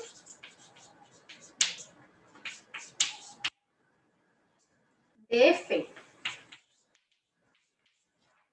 si veis, lo pongo así, de F sub R, a los valores fronteras, ¿vale? C. F sub R es, esta F sub R para mí es una función que está definida en el toro como el valor de F en R. ¿Vale? Eso es F sub. ¿De acuerdo? Entonces, lo que yo estoy diciendo aquí es, esta función está definida en la circunferencia unida. F estrella, que es el límite radial, que también está definida en la circunferencia unida, en casi todo punto, ¿no? Y lo que estoy diciendo es que esta función converge a esta en norma P, ¿no? ¿Sí o no? Ahí P tiene que ser finito, ¿no? ¿Eh? Ahí P tiene que ser finito. Sí, sí, P en este, así. Gracias. ¿Vale? La otra vale para todos los test, pero para los que estaba pensando. En este sigue así. ¿Vale? Y la tercera cuestión es que la norma P de la función límite radial, ¿vale? Es decir, esa función tiene la misma, esto vive en LP, tiene la misma norma que si lo miro en H. ¿Vale? ¿De acuerdo? Y de hecho, esto termino y el teorema de factorización para determinar los subespacios invariantes lo cuento mañana. De hecho, yo soy capaz, o somos capaces, mejor dicho, de recuperar la función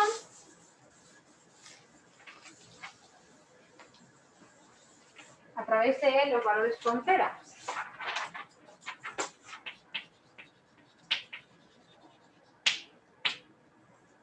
Si F está en H1, por ejemplo, que es el más grande, ¿no? ¿Vale? En general tengo este índice de contenciones.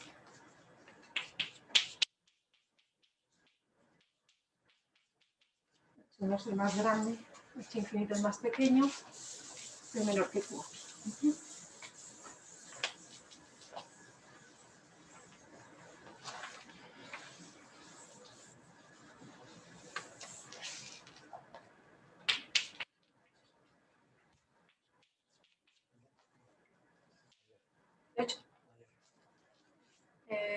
De hecho, sí, lo he dicho mal. He puesto. Vale. De hecho, si F está en H1, que es el espacio más grande, yo puedo recuperar este a través de sus valores fronteras, ¿no? O sea, F de Z no es otra cosa que la integral de Cauchy de sus valores frontera o la integral de Poisson, como lo queráis ver, ¿vale? Como partido con Cauchy. Sería la integral de Cauchy.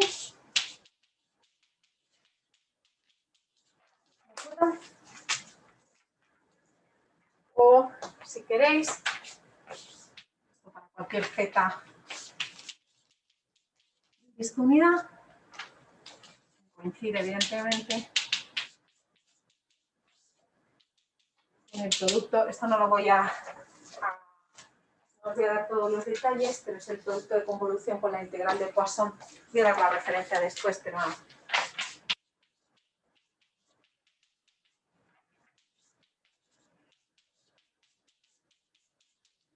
Sub z de elevado a t es el núcleo de Poisson. Para aquellos que estaban interesados en el análisis real,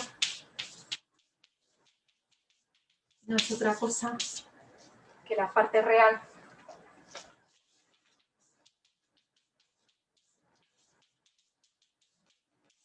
de esa.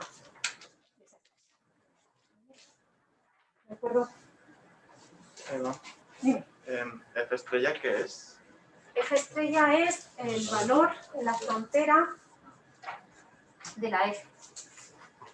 ¿Vale? O sea, lo que yo hago es prender R a 1 y lo que me dice primera parte, que no lo voy a probar, pero lo que me dice la primera parte, que es el teorema de Fatou, es que este valor existe en casi todo punto de la frontera. F estrella solo está definido en la frontera. Sí. Vale. Entonces, esto lo que me está diciendo es que yo puedo recuperar. A mí me gusta ver esto como un sumidero. O sea, lo que me dice el teorema es, si yo parto de una función definida en el disco, ¿vale? No toda función definida en el disco tiene el límite en la frontera. De hecho, se pueden dar ejemplos de funciones. A lo mejor hago algo en esa dirección mañana cuando os cuente los plásticos. Pero yo puedo tener funciones que tengan un comportamiento bastante caótico de alguna forma en la frontera del disco. ¿De acuerdo? O sea, eso es posible. De hecho, podéis poner ceros que se vayan acumulando de forma espiral al de esto. Va a existir el límite, pero tiene un comportamiento bastante raro. Pero lo que me está diciendo este teorema es que si yo parto de una función de un espacio de Hardy, los límites radiales de esa función, o sea, si yo me acerco a la frontera de manera radial, con los valores en la función, eso existe en casi todos los puntos de la frontera. ¿De acuerdo? De hecho, me está diciendo más. Me está diciendo que la función que yo defino en la frontera, pues una función, digamos, definida por un paso al límite, está, de hecho, en LP de menos pi. O sea, está en un espacio de Lebesgue de esto que visteis en el grado. ¿De acuerdo? Y su norma coincide con la norma de la función en el espacio de Hardy. Eso es un teorema que tiene tralla, o sea, no es yo lo he puesto aquí en 3 apartados, pero no es que hay un montón de matemática detrás. Pero, además, que es la parte que yo quiero que os quede, es que si yo tengo una función en la frontera, que de hecho esté de F estrella, ¿vale? Si yo tengo una función en la frontera, yo puedo recuperar de alguna manera la función de la que provenía. ¿Cómo? Haciendo la integral de Cauchy. O sea, es como un sumidero. O sea, yo cojo los valores en la frontera y hago así, y sé cualquier valor dentro del disco unidad. ¿Vale? Integrando esa función contra el núcleo de Cauchy. ¿Vale? Que es exactamente, sale lo mismo que se integró contra Poisson. Sí. Haciendo cualquier función LP podemos recuperar una función. No servirá cualquier función LP de cumplir algunas condiciones. Puedes ir al revés, o sea, tienes que tener cuidado con... F estrella tiene que cumplir algo para que esté bien definido. Si empiezas con F estrella... Si empiezas con F estrella... Las tienes, recuperas la misma. Sí, vamos a ver. Hay 2 caminos, que creo que tú me estás preguntando el contrario, ¿no? El contrario. Exacto. O sea, si yo he partido de una función de HP... Sí. Esa ha quedado claro, ¿no? Si he partido de una función de HP en el disco, me voy a la frontera, ¿vale? Sí. Y ahora puedo volver. ¿De acuerdo? Tú me estás preguntando si tengo una función en la frontera, cuando hago la integral de Poisson me sale una función de HP del disco, la respuesta es que sí, si P está estrictamente contenido entre 1 e infinito. Que no, si P es igual a 1 o P es igual a infinito. Y para eso necesitas que haya cierto tipo de convergencia para las que he llamado las F sub. ¿Vale? ¿De acuerdo? Hay un libro que está muy bien a este respecto, que es de Kenneth Hoffman, se llama Banach Spaces of Analytic Function. ¿Y esto da una simetría entre LP y HP? Entonces. No. HP, o sea, por ejemplo, vamos a centrarnos en P igual a 2, ¿vale? Vale. Esto es verdad si P está estrictamente contenido entre 1 y infinito. Vamos a suponer que P es igual a 2. H2 es un subespacio cerrado de L2 del todo. ¿Estamos hablando de L2 mayúscula o minúscula? Estás hablando de L2 mayúscula, Sí, ¿no? sí. Porque es Sí, la sí. que, cuando yo digo aquí la norma P, Sí, sí, sí. esto es una función. Sí. Luego realmente estoy diciendo que F está en LP mayúscula, ¿no? Sí, sí. O sea, cuando yo he puesto aquí esto, a lo mejor, Sí. o sea, espero que no os hayáis perdido, ¿no? Estoy pensando en esto, ¿no? Es donde la tengo definida, vamos, en LP. ¿Vale? ¿De acuerdo? Entonces, lo que es cierto y es que en el caso P igual a 2, ¿vale? Que es quizás el caso, es verdad, en todos los HP, ya digo, entre estrictamente mayores que 1 y menores que infinito, pero vamos, H2, de hecho es un subespacio, lo puedo ver contenido como un subespacio de L2 de la frontera. Bueno, el toro para mí es la circunferencia unidad, que creo que la estoy notando como la frontera del disco, ¿vale? ¿De acuerdo? Y es un subespacio cerrado. Y la respuesta, además, es que sé quién es. La identificación esta, que es lo que va a estar basado el teorema, esto es lo que vio Berlin. Berlin había desarrollado toda la teoría esta que os estoy contando, venía de antes, de Fatou, de los hermanos Ries y demás, y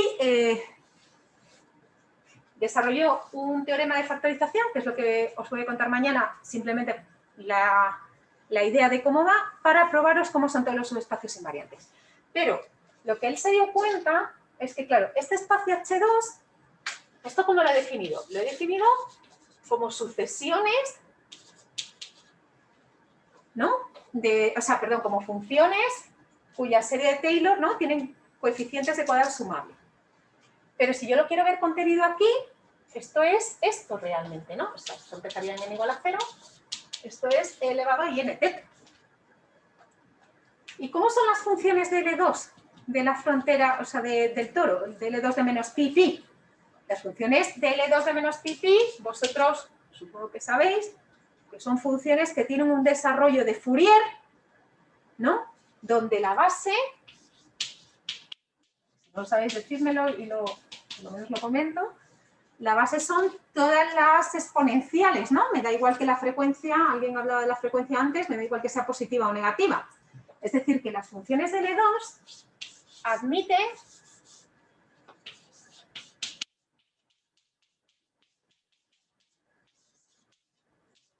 un desarrollo en serie de Fourier con índice recorriendo los enteros, ¿vale? Y la norma de la función, como función de L2, es la hora, corresponde con la sumabilidad al cuadrado de los coeficientes de Fourier. Y esto es un camino de ida y vuelta. Yo tengo determinados los coeficientes a partir de la función y la función me determina los coeficientes. Y supongo que voy a terminar con eso. Sabéis que esta serie de Fourier converge en norma, ¿no? La sucesión de sumas parciales converge en norma a la función. Y fue Carleson en los años 60 quien probó que no solo converge en norma a la función, sino que converge en casi todo punto a la función. De hecho, le mereció el premio Abel y es uno de los resultados fundamentales en análisis armónico. Eso no es cierto, por ejemplo, para funciones de L1. Para funciones de L1, incluso hay funciones continuas que se pueden construir, estas son de principios de siglo, de series de Fourier que no convergen a la función en casi todo punto. ¿Vale? Son funciones de tipo de estas de Weierstrass y demás. Pero bueno, ese no es el contexto de nuestro curso. Pero es un subespacio cerrado de L. Y los HP son subespacios cerrados de los L. ¿Más preguntas? ¿Hasta aquí? ¿Dudas? Bueno, pues lo dejamos aquí. Mañana os cuento el teorema de factorización y el teorema de Bernoulli, cómo se caracterizan los subespacios invariantes. Ojo, que estoy con el más fácil, ¿eh? ¿Vale?